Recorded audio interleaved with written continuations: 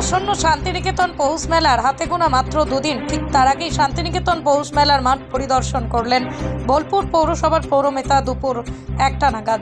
পাশাপাশি নজরে রাখলেন কিভাবে হবে এই শান্তিনিকেতন পৌষ মেলা, কিভাবে নজর চলবে মেলার কদিন, যাতে করে শান্তিনিকেতন পৌষ মেলার মধ্যে কোনো রকম অপ্রীতিকর ঘটনা না ঘটে, সেই দিকেও নজরে থাকবে পুলিশ প্রশাসনের কাছে।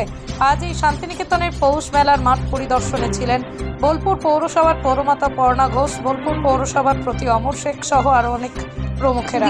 আর নেই, কালকে বিকাল থেকেই শুরু। আর এত ভালো লাগছে, এত বছর পর মনে হচ্ছে যেন আবার সেই ঐতিহ্যবাহী মেলা। এর আগে হয়েছে, কিন্তু তবু এই মাঠে এইভাবে মেলা আবার অনেকদিন পরে ফিরে পাওয়া। 2019-এ লাস্ট হয়েছিল, তারপরে আবার শুরু হচ্ছে। বোলপুরবাসীর কাছে কতটা আবেগ বলে মনে করছেন? এতটাই আবেগ এই মেলাটা যে সেটা আমি নিজে ভাষায় প্রকাশ করতে পারছি না। আর শুধু বোলপুর কেন, আর তো দেশ বিদেশ থেকে বহু মানুষের সমাগম এখানে ঘটবে। তো যে কারণে ভাবতে ভালো লাগছে যে হ্যাঁ, এত মানুষের পদধূলিতে পরিপূর্ণ হবে এবং রবি ঠাকুরের ঐতিহ্যবাহী মেলা আবার সেই ঐতিহ্য ফিরে পাবে। ঘুরে তো দেখলেন, কতটা কি মনে হলো দেখে? কিছু স্পেশাল কিছু এবারে কি হয়েছে না, অবশ্যই হচ্ছে। কিছু কিছু জিনিসের অনেক নতুনত্ব এসেছে।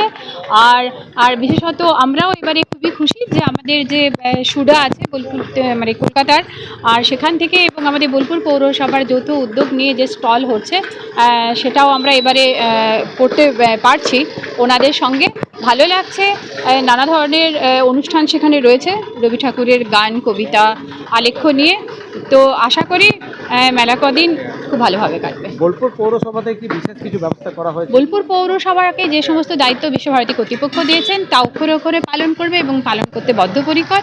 আর সেগুলো করতে যদি আমরা ঠিকঠাক পারি মানে অবশ্যই পারবো। সেটা আমরা করতে পারলে আমরা নিজেদেরকে ধন্য মনে করব। পাশাপাশি পরিবেশ বান্ধবের বিষয়টা, সেটা তো সবসময়ই থাকবে।